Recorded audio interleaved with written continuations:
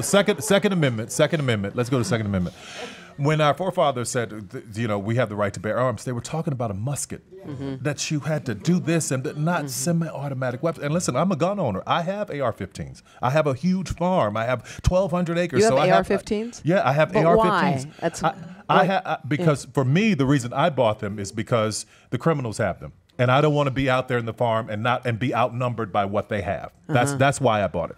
But all of that to say, if you are a Second Amendment supporter, as am I, let's raise the legal age to 21 to be able to buy an assault rifle. That's the first thing. Okay. Do you think that assault weapons should be sold? I do not. The AR-15 and bump stocks to that degree, no, especially to kids. But are you going to war? I'm just trying to understand. But exactly right. But where I am with it is, I don't want to be outnumbered by the criminals coming onto the property. I don't want them to have it and the police don't have it. You know what I mean? Yeah. Or we don't have it. That's my only thing. It's a very touchy subject, but I am 100% with these kids. I'm standing 100% to be. Something's got to be done about gun control. Yeah, I had the opportunity to walk down in the parade. I saw it out my room, and I'm like, oh, that's that march. I heard about it, but we were so busy with all of this, I didn't realize it.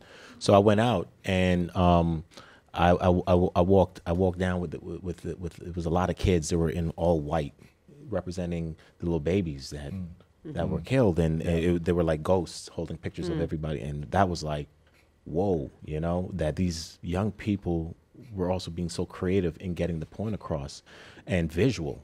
And so I walked down with them from where we were down to the end of it, and it was just so amazing to see and to hear the passion of these young people and the little kids. I love the fact that I was seeing like little 4 or 5 year old kids with their signs running around, because they're the foundation. Like Tyler said, the foundation has to be deep. Right? If it's surface, we're going to forget about it by next week. It makes you think when you see those kids, like if someone said to you, here's a piece of poster board, write the one thing on it that you would want to stand on a street corner, even if you were all by yourself. It mattered that much to you that you were going to stand outside and hold your sign up. Like, what would your sign be?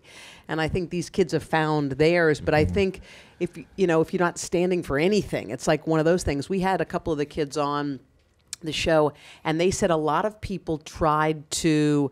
They didn't want them to co-opt their message. In other words, under the guise of we're going to help you, then suddenly there were conditions to a donation. That's right. They said, you know what? No. You can give what you want. Nobody gets in the message. We're really sorry if that's what you think. That's what these kids are not falling for. Yeah. They're not because of social media. They can fact check. It's not like you have to go to the library and look through the catalog. Like, it's at the tip of their fingers. When you said I feel bad because I feel like we failed them. What do you mean? You know, who's been in charge of us voting and getting out? And we should be doing what they're doing. We, the parents, should be doing that. Those kids should be at home worried about, but they're fighting for everybody. Not only them, they're fighting for us too. That's absolutely right. You know, so that's why I feel like I failed them. Why does it take the kids to get so pissed? Why aren't we upset? You know, yes, there were parents out there, but they didn't formalize. They didn't put this march together. Kids did that, and I feel like they're being grown too soon.